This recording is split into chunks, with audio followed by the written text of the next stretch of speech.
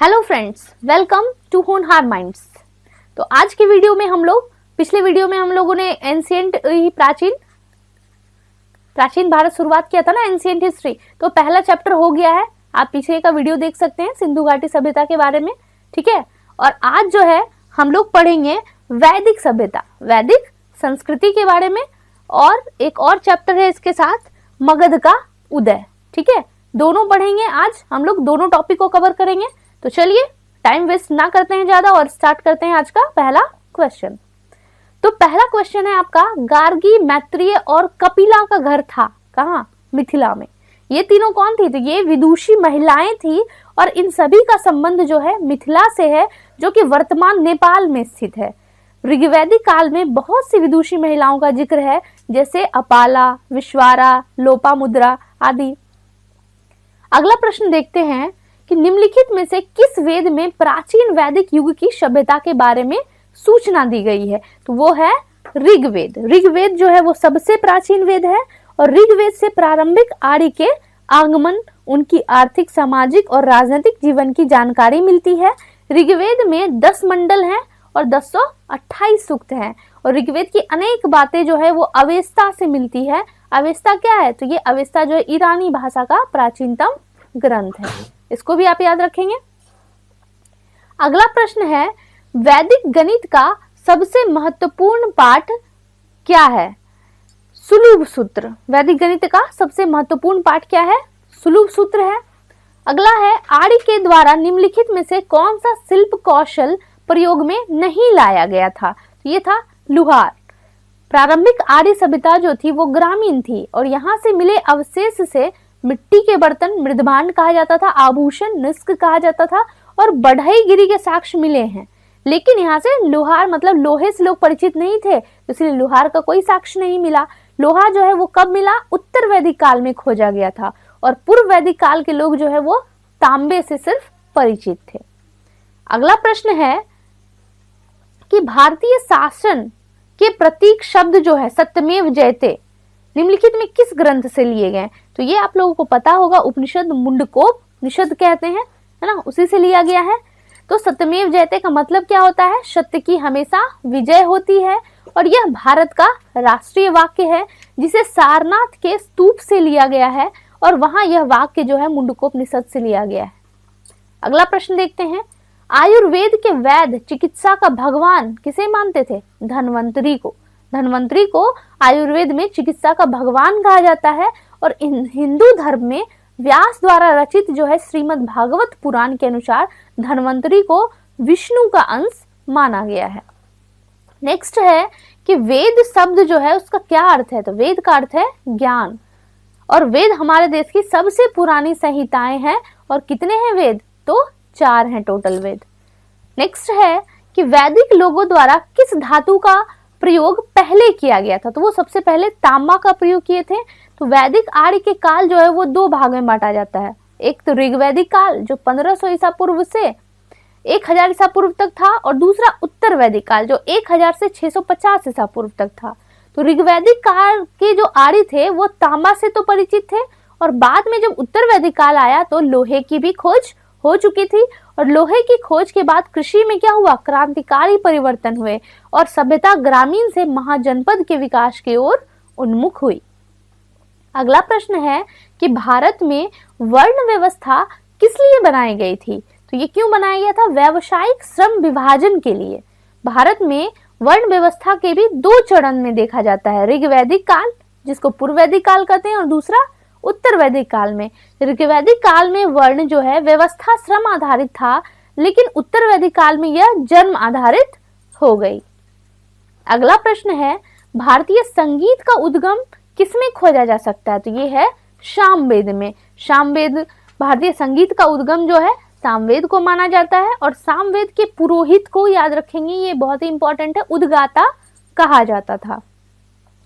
अगला प्रश्न है, किस फसल का ज्ञान वैदिक काल के लोगों को नहीं था? तो वो तंबाकू से परिचित नहीं थे। वैदिक आर्य अपने प्रारंभिक जीवन अर्थात पूर्व वैदिक काल में जौ से परिचित थे और बाद में उत्तर वैदिक काल में वे लोहे से परिचित होने के बाद कृषि में क्या हुआ? क्रांतिकारी परिवर्तन आया और गेहूं चावल से भी वो परिचित हो गए। आर्य तंबाकू से परिचित नहीं थे। तंबाकू तो भारत में कौन लाया? पुर्तगाली द्वारा परिचित करवाया गया और आंध्र प्रदेश भारत का प्रमुख तंबाकू उत्पादक राज्य है। अगला प्रश्न देखते हैं कि वैदिक युग में राजा अपनी जनता से जो कर वसूलते थे उसको क्या कहा जाता था? तो उसको बलि कहा जाता था। वैदिक युग में कबीला के प्रधान को, कबीला के जो प्रधान होते थे उसी को राजा की संज्ञा दी जाती थी और राजा निरंकुश नहीं था। सभा, समिति और विदथ नाम की संस्थाएं इस पर नियंत्रण रखती थी। जनता पूर्व वैदिक में स्वेच्छा से राजा को जो कर देती थी वह बलि कहलाता था और यही कर जो है उत्तर वैदिक काल में बाध्यकारी हो गया। मतलब पहले लोग स्वेच्छा से देते थे और बाद में ये बाध्यकारी हो गया। अगला प्रश्न है, वैदिक आर्य का प्रमुख भोजन क्या था? भोजन था दूध और इसके जो भी उत्पाद थे। वैदिक आर्य के जीवन में गाय और दूध का बहुत महत्व था और इनके जीवन में दूध और दूध में सत्तू मिलाकर पीना उनके प्रमुख पेय पदार्थ था। अगला प्रश्न है कि क्रमानुसार निम्नलिखित चरण में से कौन सा विकल्प सही है? तो क्रम से देखेंगे तो पहले ब्रह्मचर्य, फिर गृहस्थ, फिर वानप्रस्थ और फिर संन्यास। इसका कभी कभी एग्जाम में एज भी आता है, ठीक है, बहुत बार पूछा गया है, उसको भी आप याद रखेंगे। देखिए यहाँ क्या दिया हुआ है कि प्रारंभिक उपनिषद में केवल 3 आश्रम का विधान मिलता था। कौन कौन? ब्रह्मचर्य, गृहस्थ तथा वानप्रस्थ।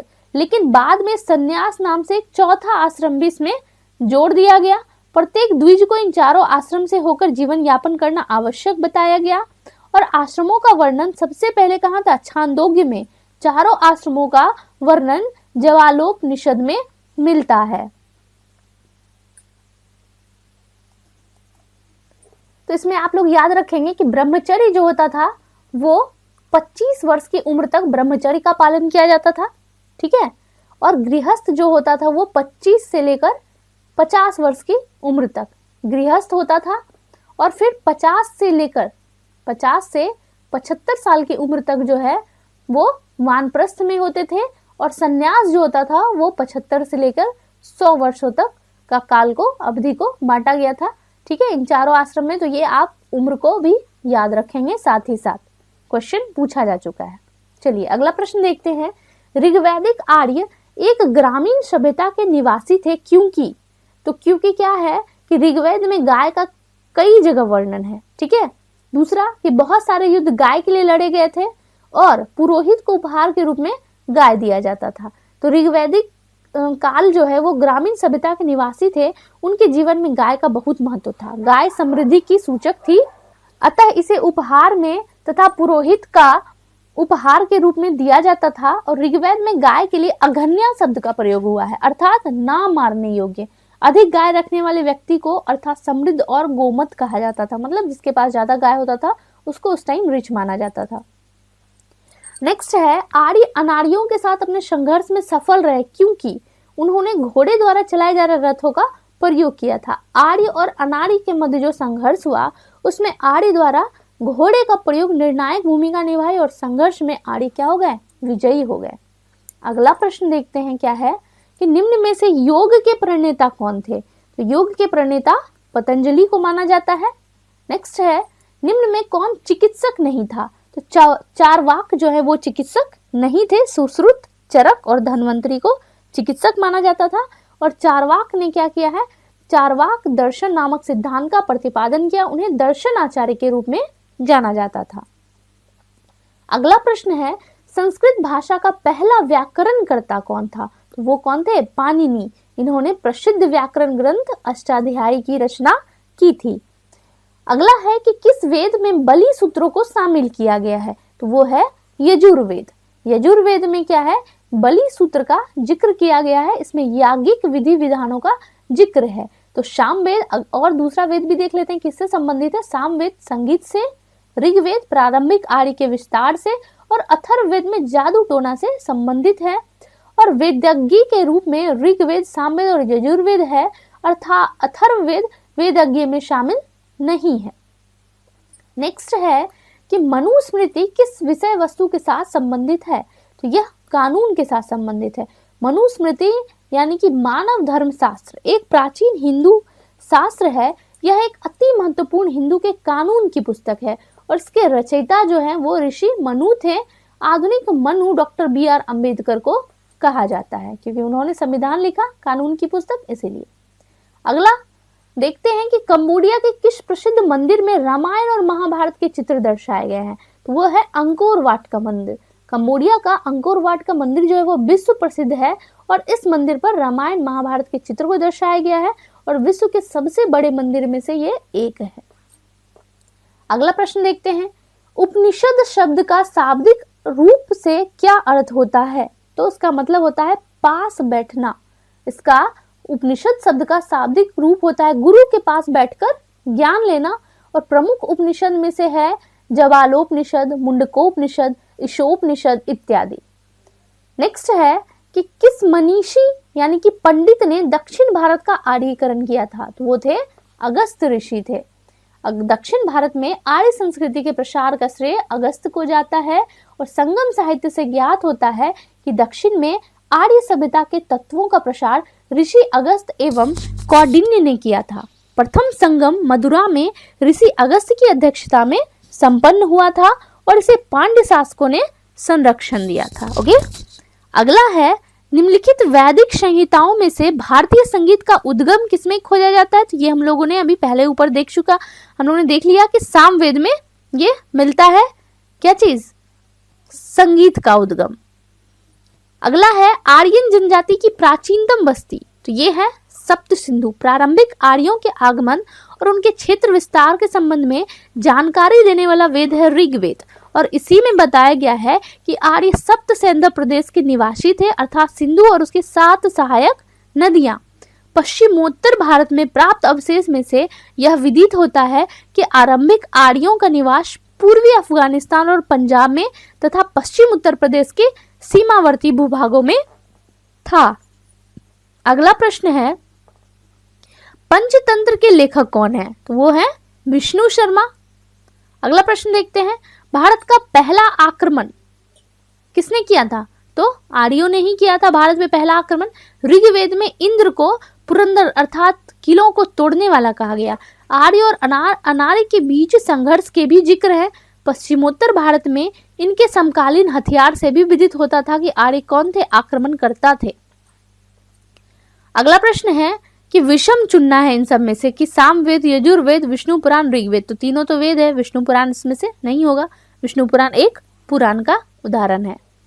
अगला प्रश्न है प्रसिद्ध गायत्री मंत्र कहाँ से लिया गया। तो ये ऋग्वेद से लिया गया है, तीसरे मंडल से, और ये सूर्य देवता को समर्पित है गायत्री मंत्र। अगला प्रश्न देखते हैं, निम्नलिखित नामों में से प्राचीन भारत के चिकित्सकों की पहचान कीजिए। तो प्राचीन भारत के चिकित्सक जो थे वो चरक, सुश्रुत और पतंजलि थे।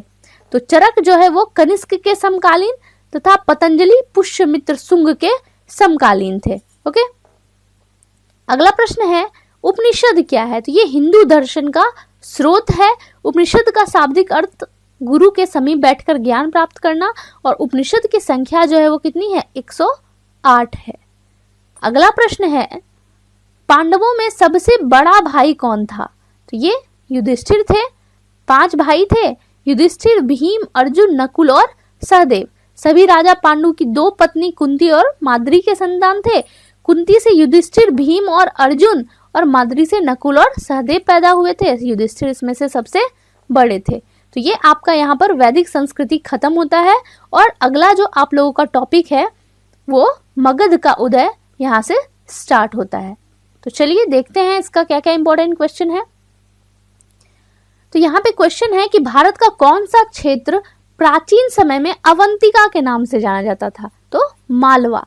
मालवा महाजनपद का ही प्राचीन नाम अवंतिका है और यह 2 राज्यों में विभक्त था। उत्तरी अवंती राजधानी थी उज्जैनी और दक्षिणी अवंती राजधानी महेशमती।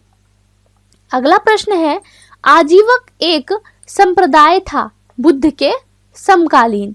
आजीवक समकालिक एक संप्रदाय था। इन्हें नियतिवादी संप्रदाय भी कहते हैं और आजीवक लोग पौरुष कर्म और उत्थान की अपेक्षा भाग्य या नियति को अधिक बलवान मानते थे। वो लोग भाग्य पर ज्यादा जोर देते थे। अगला प्रश्न है कि वह शासक कौन था जिसने राज सिंहासन पर बैठने के लिए अपने पिता बिंबिसार की हत्या की थी। तो कौन था, अजात शत्रु। मगध पर हर्यक वंश के शासक और इस वंश के संस्थापक बिंबिसार की हत्या इसके पुत्र अजातशत्रु ने की, और अजातशत्रु को इतिहास में पितृहंता यानी पिता की हत्या करने वाले के रूप में जाना जाता है। अजातशत्रु की हत्या इसके पुत्र उदयन ने की थी, फिर इसकी भी हत्या इसके पुत्र ने कर दी थी। अगला प्रश्न देखते हैं। अगला प्रश्न है, सिकंदर और पोरस की सेनाओं ने किस नदी के आमने सामने वाले तटों पर पड़ाव डाला हुआ था? वो झेलम नदी के। सिकंदर जो सबसे प्रसिद्ध युद्ध जो है 326 ईसा पूर्व में झेलम नदी के तट पर पौरव राजा पोरस के साथ हुआ था, जो कि वितस्ता के युद्ध के नाम से भी जाना जाता है, और वितस्ता को हाइडेस्पीच का युद्ध के नाम से भी जाना जाता है। तो इंपॉर्टेंट है, आप याद रखेंगे इसको। अगला है कि निम्नलिखित मगध वंश के क्रमानुसार व्यवस्थित करें। मगध वंश में कौन कौन से किस क्रम में आए हैं वो बताना है आपको। तो देखिए इसमें क्या हो जाएगा कि सबसे पहले आए हर्यक, उसके बाद शिशुनाग, उसके बाद मौर्य, उसके बाद नंद। ओके, देखते हैं यहाँ पे नीचे में हर्यक वंश जो है 544 से 412 ईसा पूर्व तक रहे। इसके प्रथम शासक बिंबिसार और अंतिम शासक जो है वो नागदशक थे। उसके बाद हर्यक वंश के बाद आया शिशुनाग वंश 412 से 344 ईसा पूर्व, प्रथम शासक शिशुनाग और अंतिम महानंदिन। फिर नंद वंश आया 344 ईसा पूर्व से 322 ईसा पूर्व, प्रथम शासक महापद्मनंद और अंतिम घनानंद।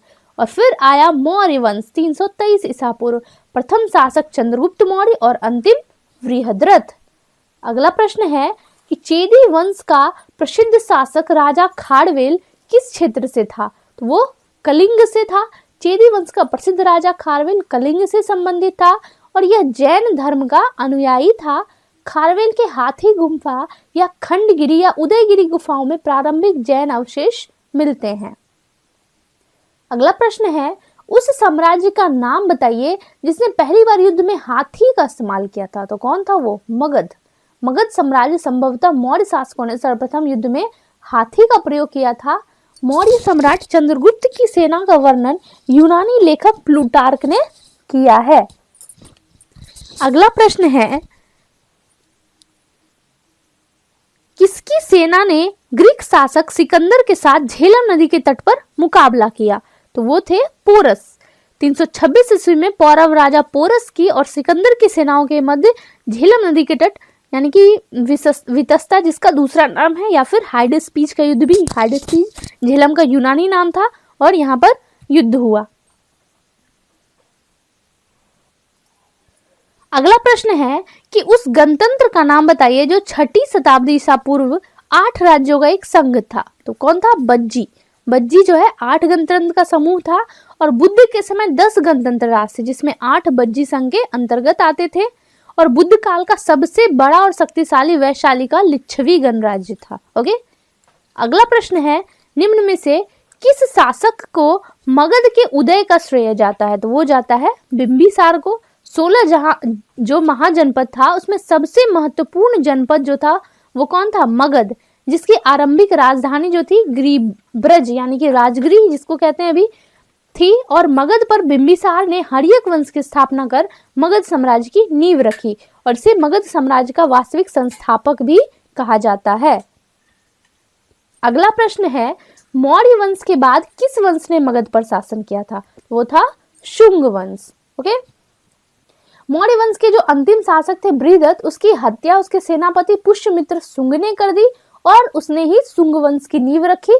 पतंजलि इसके समकालीन थे, और पुष्यमित्र शुंग जो था वो कट्टर ब्राह्मणवादी था, और उसने 2 अश्वमेध यज्ञ का अनुष्ठान भी किया था।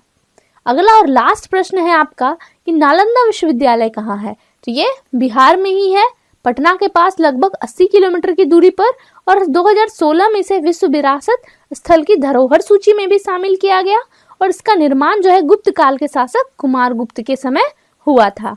तो आज का ये टॉपिक यहीं पर समाप्त होता है।